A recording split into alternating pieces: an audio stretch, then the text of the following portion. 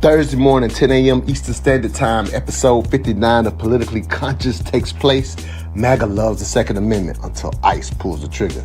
After the shooting of Alex Petti, the tune suddenly changes. The black community is in shock, though. History already showed us who the Second Amendment protects and who it doesn't.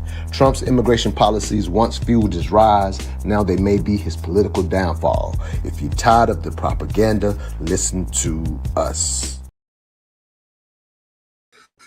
What's up, everybody? It's your mental activist, Montoya Smith, bringing you episode 59 of the Politically Conscious Show. Got my brother Emil Bryant riding with us. If you've watched us before, we typically try to have three of us. Unfortunately, our brother Shelly, which has had to go to a business meeting this morning, and so it we were coming in this thing one-winged, if you will. I'm in the middle. I got my brother Emil Bryant on the right. on the left. And then our right wing is missing today, if that makes sense, because we try to do a show where we give it to you from all angles. There's a lot going on. We missed last week, so we're black at you, as I like to say, again this week. So, Emil, thank you for being with us. Tell them about your political background, because I typically have two political experts. I'm not an expert. I'm a good moderator, so I usually try to moderate between the two of you, and I also offer my 3 cents from time to time. But you are the expert on this show, and we're going to get into what's happening around the country. But if you will, tell them what you do real quick, and we're going to do what we always do: play cuts and react to those political cuts in reference to what's happening right now in politics. Tell them who you are, Emil. First of all, I want to say thank you, Montoya. I am Emil Bryant. I am a political consultant, author, speaker, and today I am going to try to fly as level and straight as possible while we do this work. But behind me is a picture of the Deacons of Defense from Bogalusa, Louisiana, in 1964, and I thought it was appropriate for what's going on today so that we don't forget that the Second Amendment is a universal, applicable law that applies to every citizen in America, and according to the Supreme Court, non-citizens. So let's be sure we go back to our history and remember the truth about our nation. So when you say the truth, then I don't quite understand or know why you suggest universal universal applies. We're gonna get into that. Matter of fact, the first cut that we're gonna play, unfortunately, with these ICE shootings, it has brought things in the arms between, hey, where's MAGA on the Second Amendment right? Don't tread on me. These things that they've always talked about, they seem to be a little quiet right now, unfortunately, after the shooting of Alex Petti. And we got Jolly Ginger, who was actually on, I'm sorry, I can't say, I'll show the clip. But basically, Jolly Ginger. So for those who are watching, there will be some. He's always cursing, so just be prepared. There are some cursing f-bombs, I think, coming from this guy. If you're familiar with Jolly Ginger, but we're gonna play this cut, and we'll come back and give y'all a response. If y'all get in the comments, we'll respond in the comments as well. Can I make some people uncomfortable real quick, Don? Are you cool with that? Come on, Jolly, it's me. Come on. Okay, let's talk about gun control in this country. All right, and what it's always been about. All right, Let's recap a situation that we're all aware of. He had a legal gun permit. Okay. He was approached first by law enforcement. Law enforcement were given commands. He wasn't resisting those commands, but then he was shot and killed. Yeah, everybody knows what I'm talking about, right? Mm-hmm. Alex Petti? Mm-hmm. No. I just described Philando Castile. Mm-hmm. That's what I just described. Okay. I described the murder of Philando Castile in the same exact city where Alex Petti was murdered.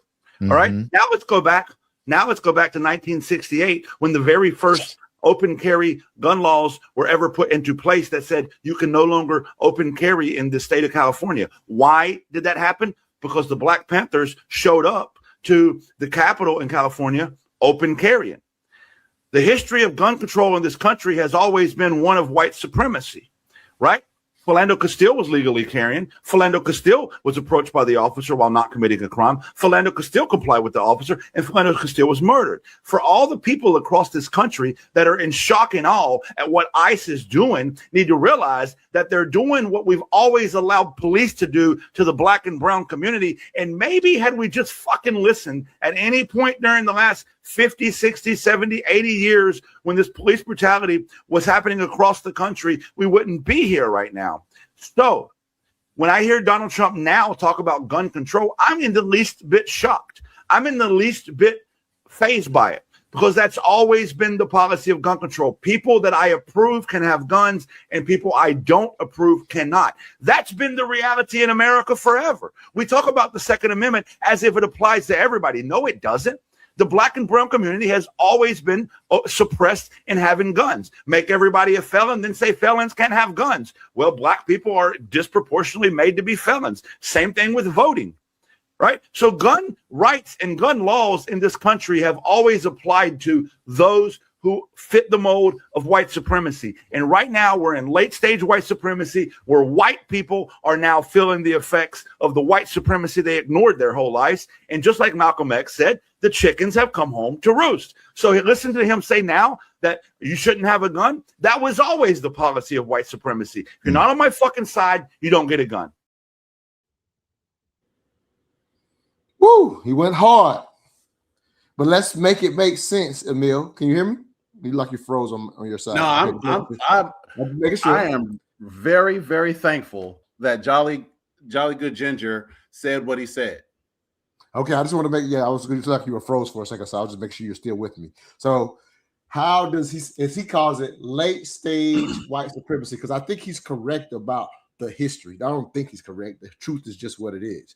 He's correct about the history of how, in a sense, the Second Amendment has been used against those who the country deemed are not worthy of having guns. Like he said, the Black Panther shows up with the law opening carry is okay on the Capitol, and now California has stringent gun laws, all because the Black Panther stood up, right? So that is the reality. But let's get into him highlighting late stage white supremacy, because how could or would that apply? I can see how someone might say, well, how does that even apply? Alex Petti, if I'm saying his name correctly. Petti, Pretti. So how does Jolly Ginger somehow relate that to white supremacy based on his thoughts? And Alex Petti is white. Does that make sense? Yeah. So the problem, challenge, the thing that he's articulating very clearly is that for the longest time, when so-called white people in America aligned with Black people or brown people or people who were so-called minorities, they were subject to the same treatment as those minorities. So you saw in 1964, 1965, during the Civil Rights era, that white kids were being killed because they were aligned with and supporting Black voting rights. They were aligned with and supporting Black people's right to be treated as equally under the law as citizens. Those white people surrendered their privilege implicitly by aligning with those causes.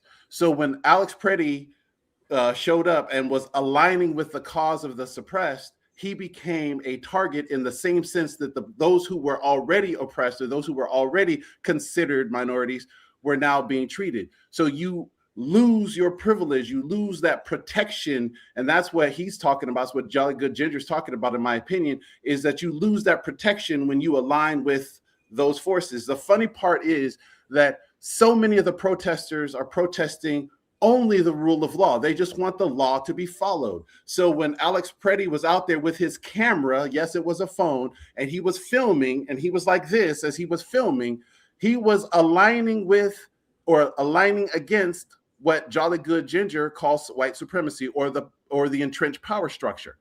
The entrenched power structure saw that as a violation of a implicit rule set, and that implicit rule set being violated allowed for violence to happen. Now, you set the stage for that violence when you give immunity to ICE. You say, we're not going to investigate or prosecute these deaths.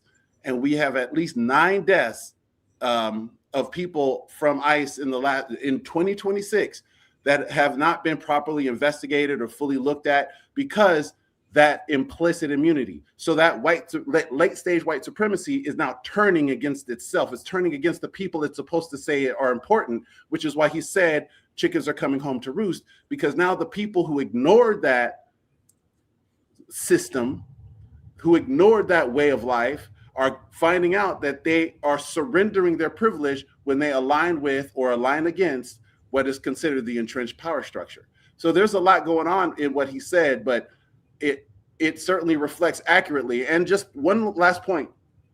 The history of the Second Amendment is not about fighting against the British. Let's be very clear that the history of the Second Amendment is specifically to suppress a insurrection from the enslaved Africans who were in this land before and after the signing of the Constitution.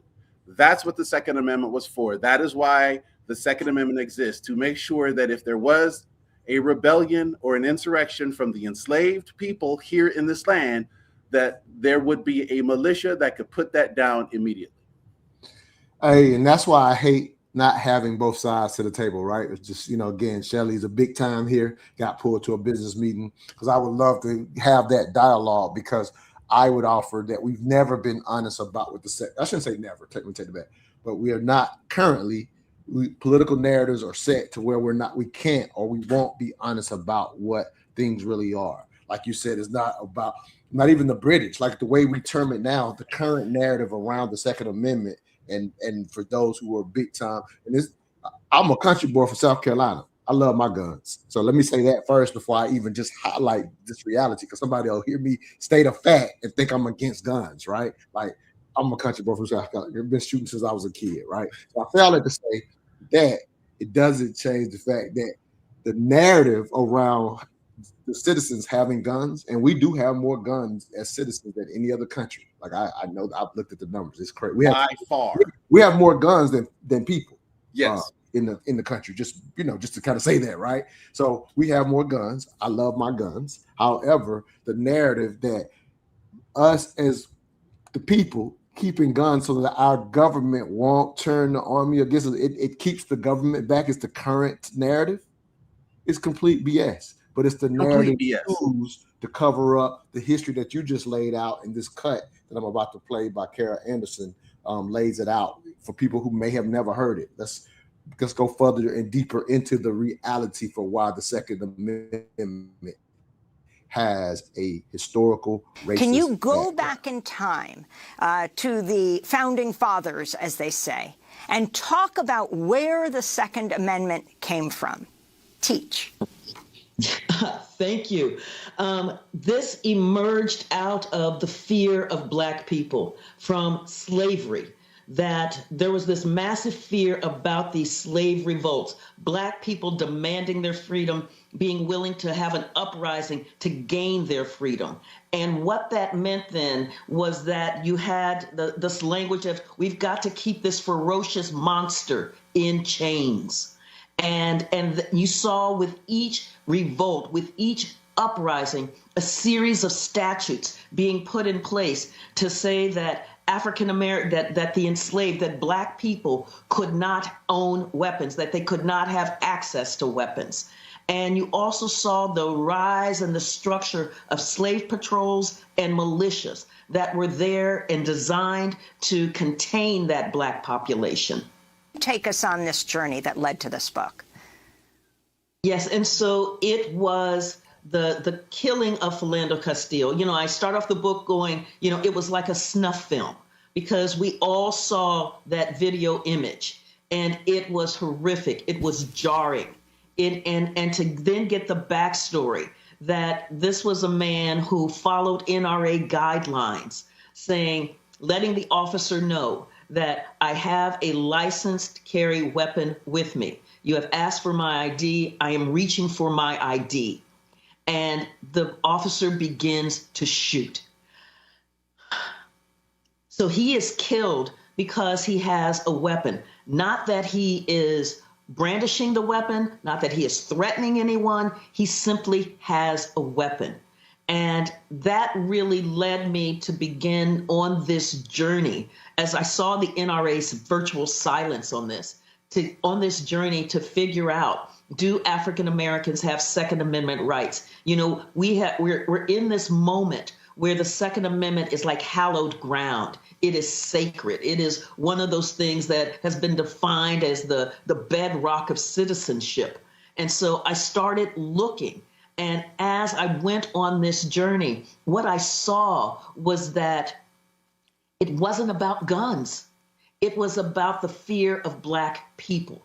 It was about the fear of blackness. It was about the societal labeling of Black people as dangerous, as a threat to whites, and that this architecture comes in place in order to contain this Black population, in order to provide security and safety to the white community from this fear of Black people. And then you get this really weird matrix happening where Black people are feared but needed. And so it is how do we contain them? How do we snuff out their quest for freedom? How do we snuff out their quest for their basic human rights while also keeping them as labor without rights? How do we do that? How do we make that subjugation happen?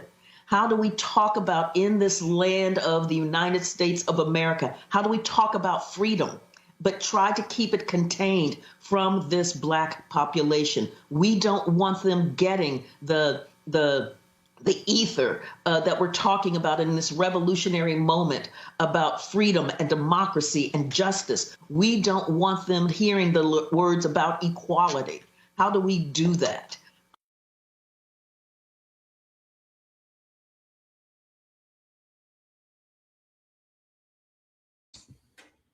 All facts.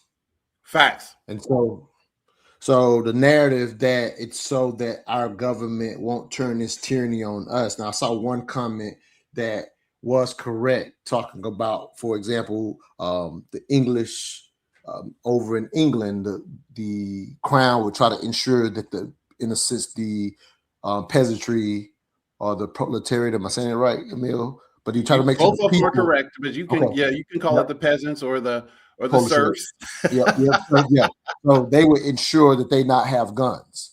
And so there is that history, that long history with the English settling the Americas does exist. But the reality for why the Second Amendment was most put in place, it's for what she talked about. And in addition, because when I think about the beginning of the country, it was also for manifest destiny. It was that, like, Karen Anderson didn't touch on that, but that's some additional history that I looked at. So it was two things. It was two things: to, in a sense, control these enslaved Africans, as well as continue to defend and fight the Native Americans. And so when we know that that original Constitution and those original words, we understand it was for white landowners. It was also these rules for white landowners to have their guns to be able to push down anything that happened, like any rebellions with the enslaved Africans, or to be able to defend or go take over or conquer the Native Americans. So those words were written specifically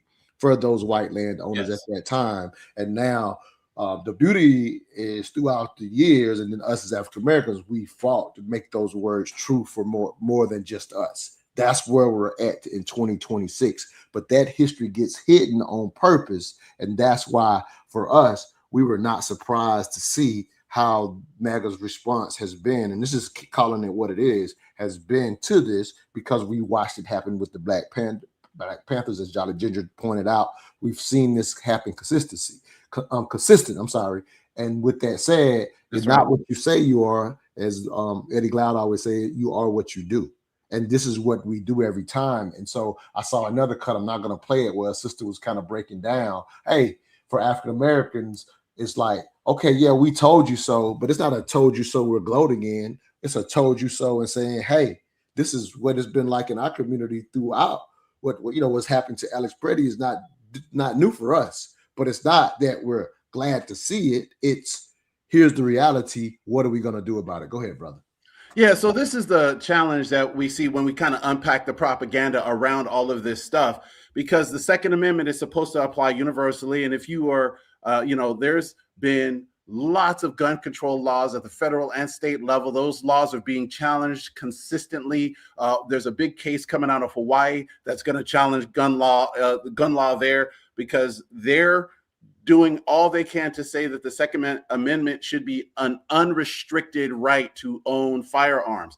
That has always been selectively enforced. And that's the part that people don't understand. the Second Amendment applies universally, but it's enforced selectively. When is it enforced? And that's where you see in history that the enforcement of the Second Amendment always tends to favor holding a certain group in power more than another group, or preventing another group from expressing its constitutional right to bear arms as needed, i.e. the Black Panthers open carry in California.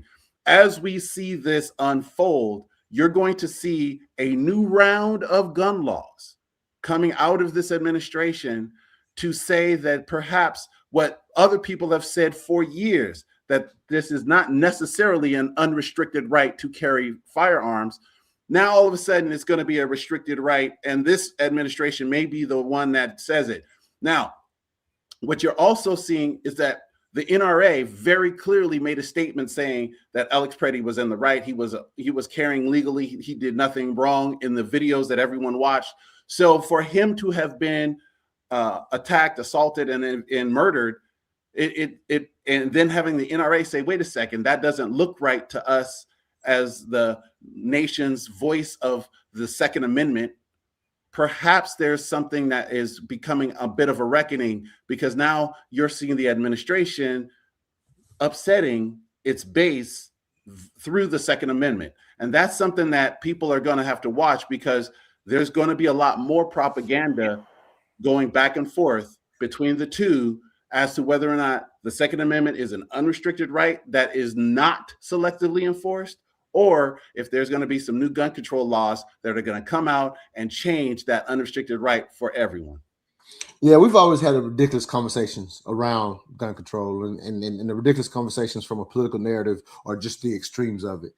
There are sensible things that can be done. That doesn't mean take away our guns per se. And again, I don't want anyone to take my guns. And so there are sensible conversations, and it's unfortunately, it's kind of funny to see that this is the situation that's going to require some of the things you're talking about. That nuance may finally come out to play, but we're not surprised the NRA never had anything to say about Philando Castile, and now they're quote unquote forced to say something about Alex Petti.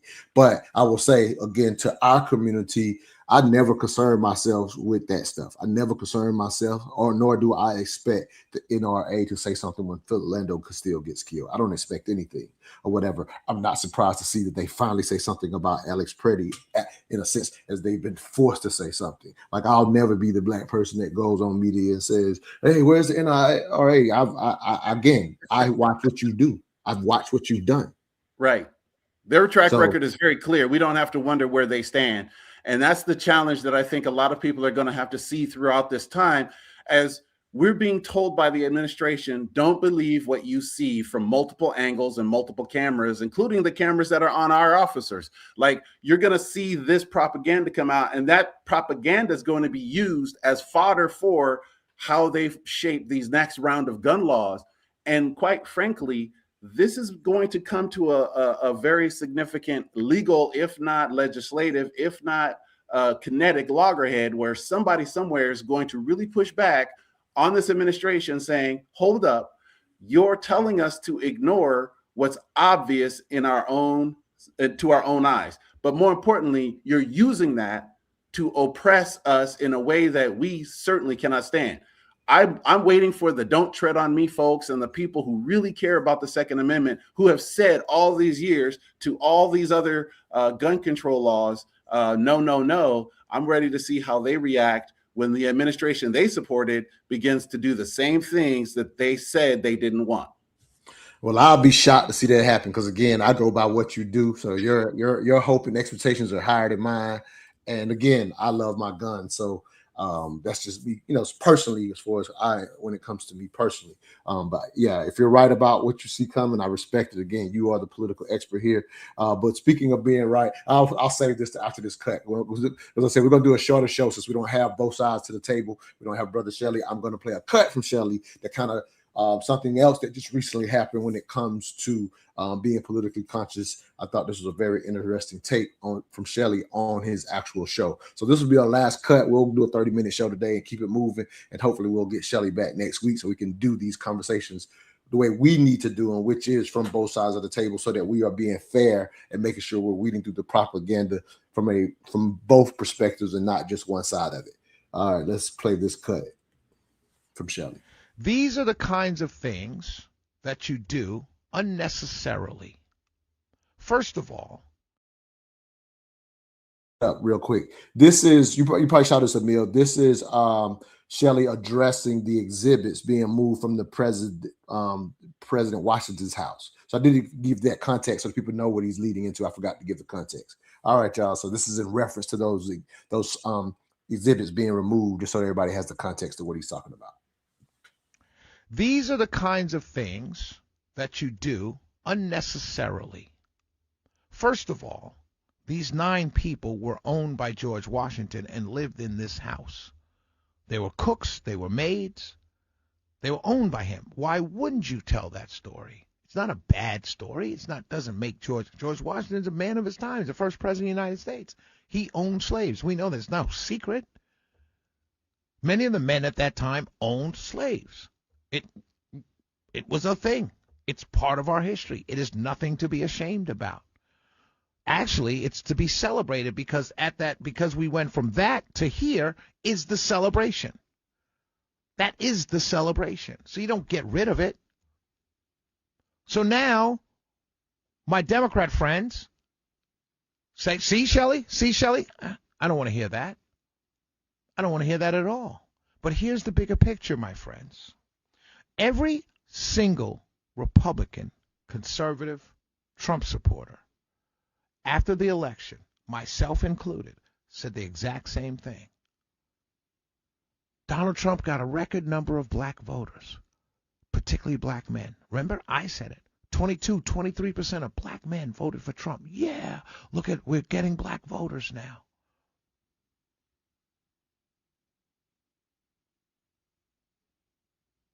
What happens now?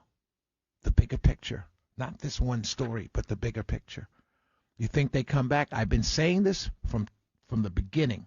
These are not Republican voters. These are Trump voters. There was a coalition built with Hispanics, African Americans, conservatives. My friends on conservative radio talk about it all the time. Here's the bigger picture, the bigger picture. That was the big picture. Now's the bigger picture. Those people were not Republican voters. They're Trump voters. And so doing things like this, these little things that Democrats make bigger, and they're important to me. This is history. I don't believe in this. But here's what happens. You're throwing away the coalition that you built. You're tossing, oh, we got a record number of black voters. Oh, well, let's take down the slavery exhibit at the president's house in Philadelphia. Why? We don't need the black voters anymore. But the Republican Party does. So where are the Republicans on this story? This is the bigger picture. Where are my Republican senators? Where are my Republican congresspeople? Where are my Georgians here in Georgia on this story to say, hey, whoa, National Park Service, maybe you shouldn't do that. If for no other reason to say, I need those black voters in my election. You see, here's the thing. When you talk about African American voters, particularly me, I'll speak for me. I can't speak for all of them. Here's the thing. We didn't leave one plantation called the Democrat Party to come to another one and be disrespected. So if you do want to go down these roads, I'm happy to allow you to. And if you as Republican candidates, you as Republican congressmen running for re-election who brag about Trump getting 23% of the black male vote and a record number of black voters, if you brag about that, but you're not willing to stand up and say, whoa, put the exhibit back, Mr. President. If you're too scared to do that, I don't need you. And I certainly don't want you bragging on the amount of black voters you got in 2024. I'm not going to be used. I didn't want to be used by the Democrats. I most certainly don't want to be used by the Republicans. I told you for this week, Amit, that Shelley's holding his side accountable, if you will, right? Yep. And so that's an example of that. You've always said that he would do that. And so that's an example of him saying, hey, man, you're using us. I wish he was here, because the one thing I would challenge him from a propaganda standpoint is the Democrat plantation to another one. Like, we shouldn't even play around with the word plantation when it comes Amen to it, because it's being used in a propagandized narrative in a way that just tries to say you're stupid for being on your side.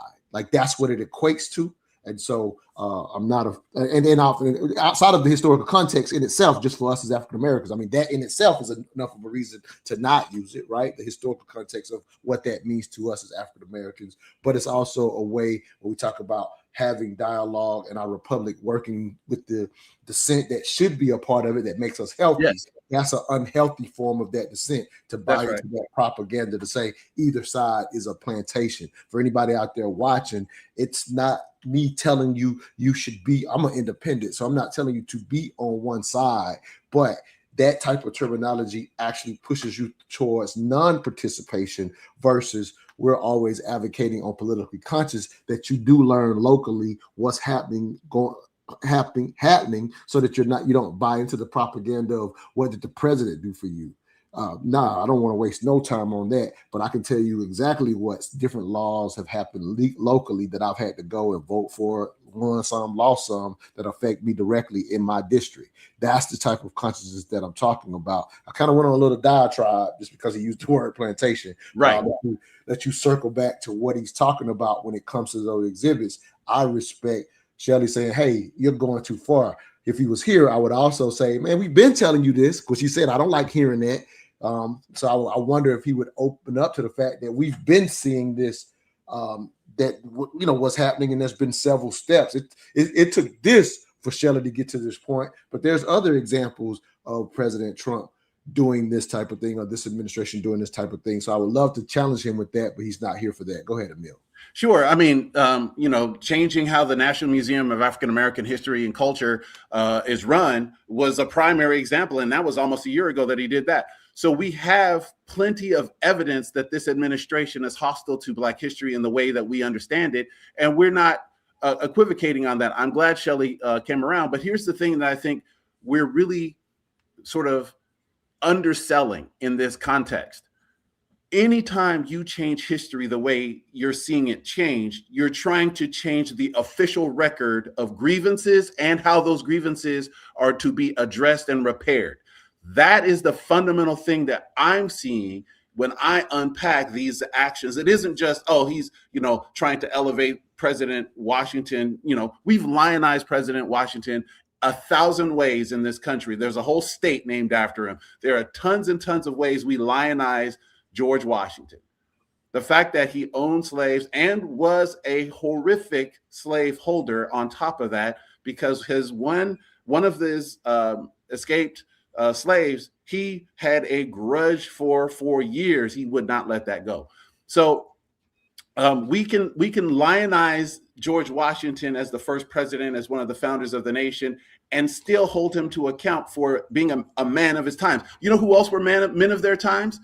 1/3 of all the signers of the Declaration of Independence and the Constitution were also men of their times, and they were abolitionists. Abolitionists were men of their time just as much as slaveholders were. So that argument is moot, in my opinion. What is true, however, is that what Shelley said, that it's just true. He was that man. He was one of many who did that thing. So to deny that is to change not only history, but the context of history, which is what we need to preserve as long as possible. Because when we do that, when we remove the context of history, everything begins to stand in its own vacuum. And we don't want that. We want the thread of history. And this is what I love what Shelley said here, is that the thread of history is we went from a president who held slaves to a nation that outlawed it. That is worthy of context, of celebration, of understanding that we went from this to that. It took time, it took blood, it took a lot of pain, but we got there. As a nation, we need to remember that and celebrate it. Otherwise, there's no progress. America just showed up in 2026 as is. The last thing I'll say about what he said that I think is really important is that we take a look at the coalition that Trump built. Did they vote down ballot Republican? No, they split their votes. There was a lot of Black folks who voted for the Republican Trump, but voted for in their local elections. They didn't vote necessarily as strong for their down ballot election as they did for Trump. That is an important aspect that Shelley articulated when he said it's the Republican Party that needs them, not just Trump. And the problem is that the Republicans have not done their part to continue to woo and support those Black voters who voted for Trump. In other words, those non-down ballot voters aren't changing their votes down ballot when it comes time to vote in 2028 or 2026. And that is the problem with these movements that he articulated. You're not seeing an effort to recruit, retain, and woo Black voters throughout the Republican Party by their policies and the stances they're taking during these very difficult times. So he's 100% correct that they were Trump voters.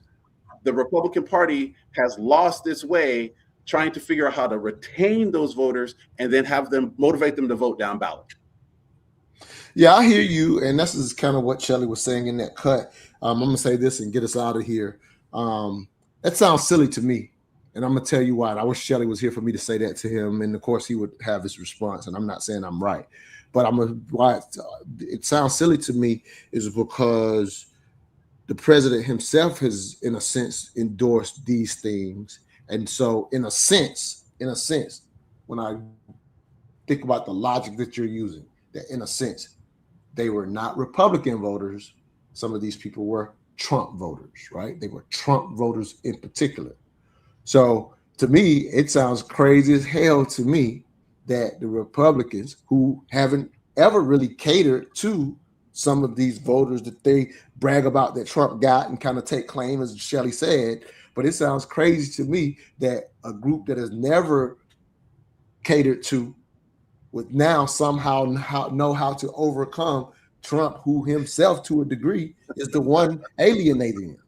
He's alienating this so-called coalition. I don't know. I'm just saying. So I don't like. I hear Shelley challenging his Republican friends to say, "Hey, well, stand up to Trump on this."